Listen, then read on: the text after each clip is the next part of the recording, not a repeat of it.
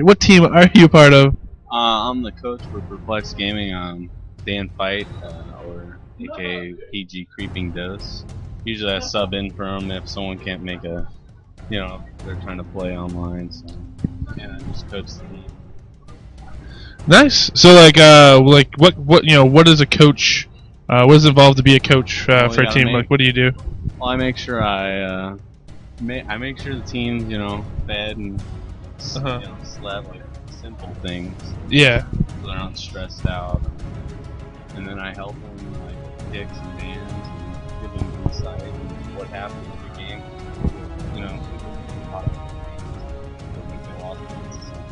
Yeah, that they didn't really lose it. Yeah, definitely. So alright, so we're gonna jump in here really quick. It looks like Amumu is trash is gonna be the blue team, and Perplexed Gaming is gonna be the purple team. Quick bans out here, Jax, Alistar, those look like definitely targeted bans towards your team. Yeah. I know, definitely Satsulo. Definitely a lot of targeted bans. Yeah. Definitely loves that Jax in the jungle. Jungle Jax is what we see out of him. And a lot of, just the common OP champions. We're going to ban the best support champion, the most OP top champion. Something that we're kicking ourselves for giving to you in our game against you.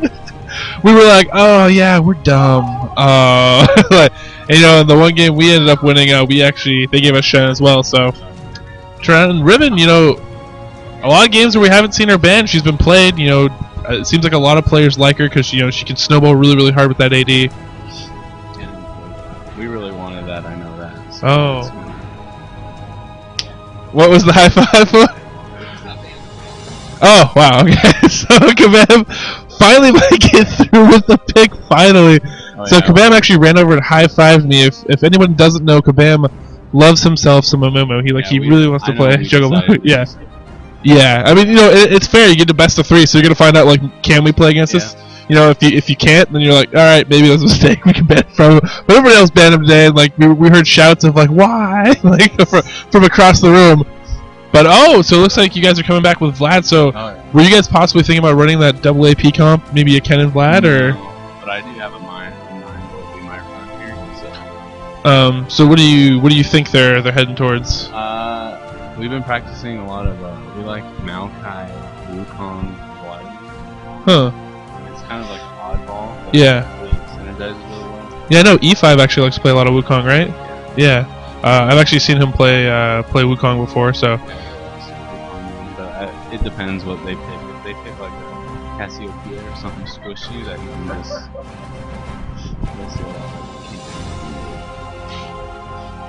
Actually, let's throw some summoner blockers here. Yeah, hold the mic a little bit closer to your mouth. I think the stream's saying that they can't hear you very much, but all right. So there it is, Kabam with his Amumu pick. He's really he really loves that pick. And iFight Bear's going Nunu. We saw him do this earlier with Vayne, actually, I believe. Yeah. So it'll be interesting to see if that's what they decide to combo this with. I mean, obviously Graves already picked, so probably not gonna pick another AD, I imagine. So that Vayne will be open if they want to go that route. So wait and see. Kog'Maw's open too, so we might see Otter play some Kog'Maw as well. Yeah. All a possibility. So after seeing this, what do you think your team's gonna come back with? I still think they should, and I think they will pick up Maokai here. Because there's a lot of AoE coming out of Team Amumu or AiT, sorry.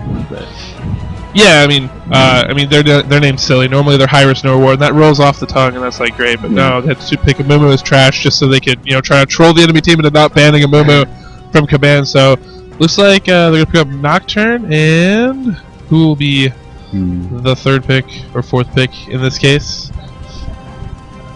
It's gonna be support. So I still don't understand why they didn't or PG didn't pick up Kog'Maw with me, because I know our AD player is really strong on both those champions. So yeah, that actually is kind of interesting.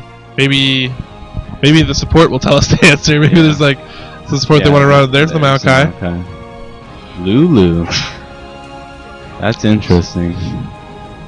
Yeah, Lulu is interesting. A lot of people. Right now, there's been a lot of articles released recently about Lulu and how she's OP at the high level and they have to ban her. But if a lot of these players haven't played her and are really good with her, then you shouldn't be too scared of her, but you know, maybe you have the Lulu in the bag. Do you think that's something going to be a support for your team, or are you going to try to run her in another lane? Yeah, or it's going to be support. I know E5 does not play Lulu at all. So okay.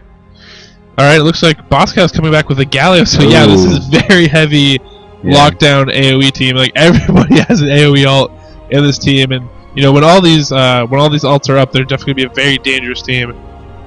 Yeah, I think Lulu is. A lot of people don't like Lulu, but a lot of people don't know how to play against her.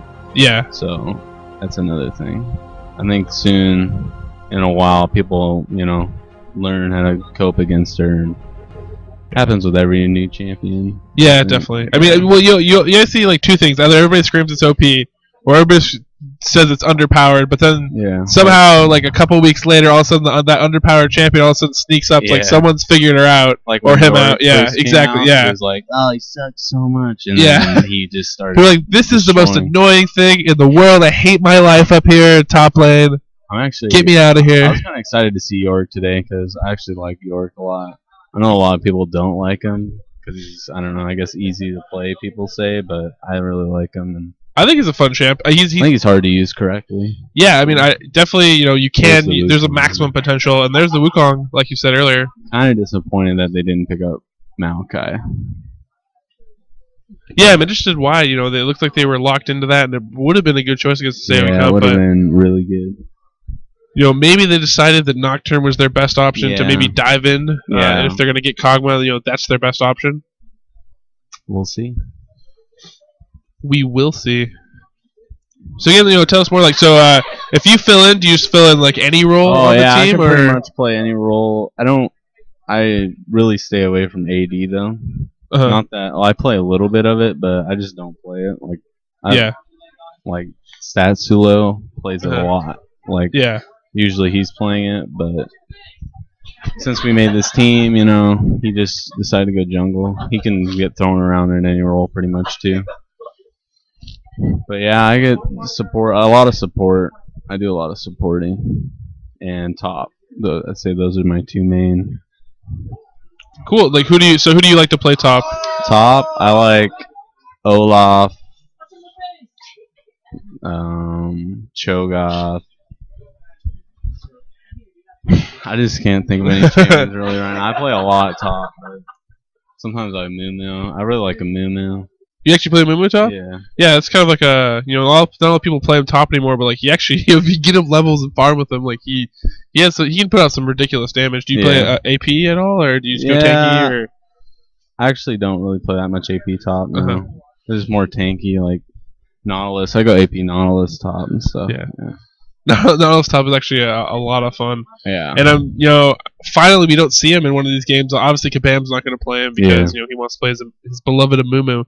But I mean, we see it whenever I see Nautilus and whenever I see him in games now. It's just like I have to cringe. That could also be a thing that we don't ban Amumu. I think is we don't really want him to pick up Mundo. Yeah, we don't like Mundo. You don't want to pick up Mundo or Nautilus or like better. Yeah, ban Mundo. Like let's let him play his Amumu. Yeah, because otherwise we'd have to ban Amumu and Mundo. So looking at these team comps, like obviously we know what Amumu's trash wants to do. It's very easy, but how do you think your team's gonna try to cope with the fact that there's all this AOE there? They're gonna try to draw it out. What is gonna happen is we're gonna probably PG's gonna look to not. They don't. Movement's trash doesn't have that much like hard initiation like Nautilus or Ashe or something with their double AP comp.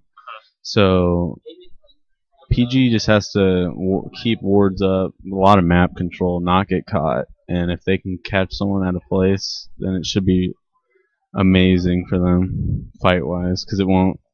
If they get the jump on Moon's trash, it should be.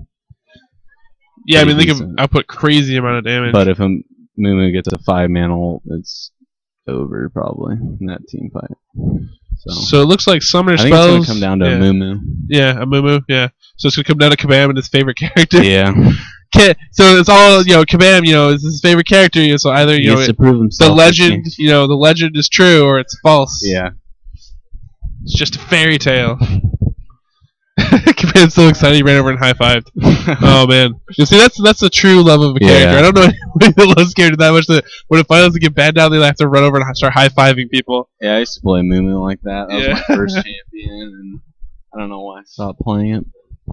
Yeah, I mean, I've had a lot of friends that gravitated towards him. He was kind of one of those like really standout champions, up there with an Ash and that such that that really like people tend to gravitate towards and really like.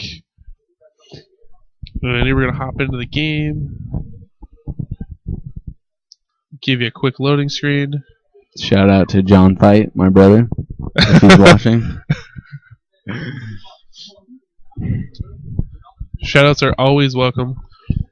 It's kind of also like how do you feel about like the land scene playing in like this environment versus playing at home? I find that definitely my team or PG plays a lot better in the land scene, which is really good. Which is really good, yeah, especially if you want to come out to events like this. Yeah, and I came up from Oregon. 1 second. Highwind cameo. That's it, really? Go away. We were in really deep, in-depth conversation here, and you just had to come in here. Yeah, exactly. Wiener.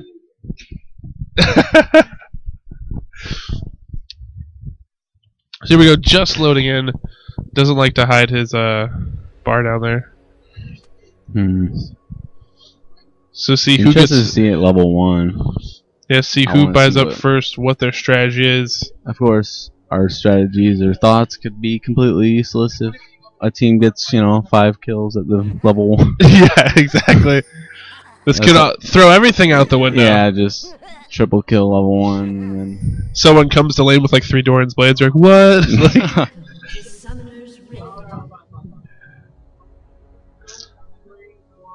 it's just that I am a joke. Good times. Both teams super happy. Good luck. Have fun's coming out. It looks like Amumu is trash spreading out. Don't want to get invaded on. It's like Perplexed Gaming might think about coming through here. They did throw down a ward in their own jungle. They're headed across mid here. I think Nocturne's going to start red, I think. Or they might invade blue. Yeah, that very much might be the case. Maybe they didn't think someone was going to be in mid. I know this is a common strategy actually for Amumu's trash. A lot of times they've been running a character out of mid just to catch those mid invades, which are pretty popular. And actually, PG's definitely going to look to invade Amumu's blue here, and they warded their own blue. So if he tries to do that, they'll just kill him there. So this could be really bad for Amumu. Yeah, so if not played correctly. It is pretty smart that they actually warded their own blue. Yeah. So that they can try to steal this blue, and they'll see if their opponent is going for their own blue. They'll be tipped off. Dark Terrors and Boscow just position themselves now. Kog'Maw and Nunu running straight for the enemy blue. I think PG should look to just stop doing their blue and possibly. Yeah. And just go kill Mumu, but let's see. Dark Terror's trying to take the safe route, but he's going to tempt fate and throw a shuriken into this brush. And no, just going to run by. And a little dancing around out here waiting for blue, and I think PG actually might stop this. Yeah. Possibly. See everyone with a blue buff coming down. E5 has actually rotated over, and yeah, blue trying to go down. Kabam is going to smite it. Now he's trying to run away. Will he be able to hold on to it? That is the key. E5 trying to run him down right now. He's going to Nimbus strike to him. Flash out by Kabam. Desperately needs that blue. Is so important to him. The question is, is he going to have to go back and buy, or is he going to be able to actually stay through this jungle? Looks like he will be fine. And the more levels, Amumu is pretty slow early, so that is important for him. Needs that blue, so it was worth it to them to put that much resource in there. It was very nice that they actually got the blue for Amumu. Otherwise, it would have been a rough game. But that was very well played. That they stayed and didn't get scared. And I actually really like these lanes. E5 choosing to go against Galio, obviously a better matchup for them, and something that he can possibly take advantage of. I actually think I've seen this matchup before from him. Maybe I think it might have been in Judgment. He actually played against Galio. And been in sort of a similar comp as this. Nocturne rotating up towards top. Satsulu might be coming in here on Dark Terrors. Dark Terrors does have that lightning rush, and his flash still up, so he is going to be pretty elusive. He's going to farm a lane. He's really not going to go in. Yeah, they're just gonna miss out here. Just back him off just a little bit harassment, but nothing too big. Now how how good do you think like your AD players this Wiz Fusion? How do you think he's like probably new to this game? He played a lot of Dota, and he actually, when we first started training for this tournament like a month ago, he actually pretty much just hit level 30. Oh wow! So, but he's been doing really well, and he was really good at Dota, and he's on a team. So would you say we're like still learning? Our bot lane's still learning. So would you say like he's very mechanically strong, but maybe as far as like knowing like all the characters and like, all that, and now it's like weak there. And sometimes his positioning is kind of bad. Yeah. I mean, it's gonna be interesting because it's very much a League of Legends. He I don't know if he knows this, but like Otter's widely considered one of the better ADs in like Washington. So this will be really good actually practice for him. To go against a player of Otter's caliber. Go toe to toe with him. See this is a good test. If you want to learn, see how good you are. Go against the best. Yeah, we've been fighting a lot of high teams in ranked 5s. Yeah. Like, last night actually we fought like FYI Umashi or whatever. Oh yeah. And his team, and we did all right, but we picked a super early game comp like neck time, just super early game, and they just killed us late game. Yeah, they just turtled. And yeah. That is always the problem with those early game comps. It's you have that potential to just come in and win, but at the same time, it's like if the other team just plays like really passively and smart, he's nothing really can do. It's much like when you make that LeBlanc pick or something like that. It's like no matter how even she can get super fed, but then you just like wait out to the late game and it's pretty much over. I was thinking about coming here, taking a lot of Glitter Lance poke, taking a ton of damage here, chugging pots like a madman now. I think bot lane might make the game. It might be